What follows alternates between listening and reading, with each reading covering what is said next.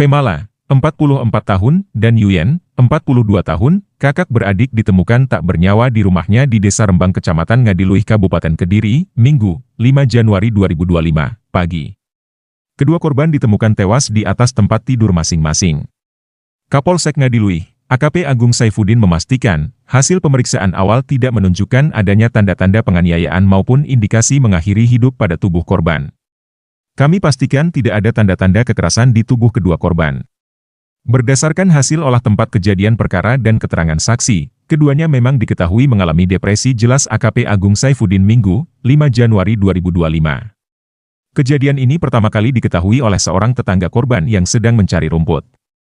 Saat melintas di depan rumah korban, ia mencium bau yang menyengat. Setelah memeriksa, ia langsung melapor kepada perangkat desa setempat yang diteruskan kepada polisi.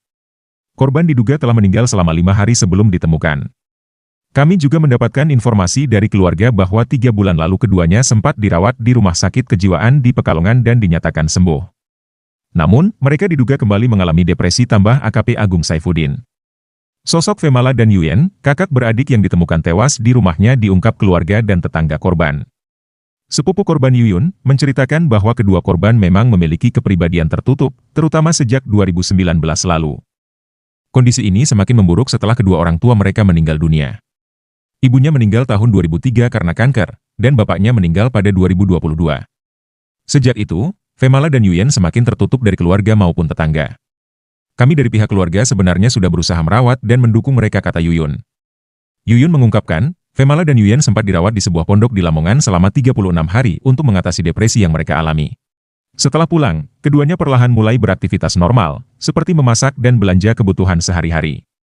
Awalnya mereka sudah mulai aktif, bahkan sering masak sendiri. Kami juga sempat membelikan alat masak karena sebelumnya mereka hanya pakai ranting-ranting. Tapi, sejak sebulan terakhir mereka kembali tertutup, ungkapnya. Menurut Yuyun, kondisi kesehatan Femala yang sering sakit-sakitan, ditambah rasa malu dan depresi akibat kehilangan orang tua, membuat mereka semakin menutup diri. Bahkan, saudara-saudara yang datang menjenguk seringkali tidak diterima. Femala punya sakit asam lambung. Mungkin karena sering sakit, dia semakin depresi. Terakhir, kami ketuk pintunya 2 minggu lalu. Tapi tidak dibuka imbuhnya.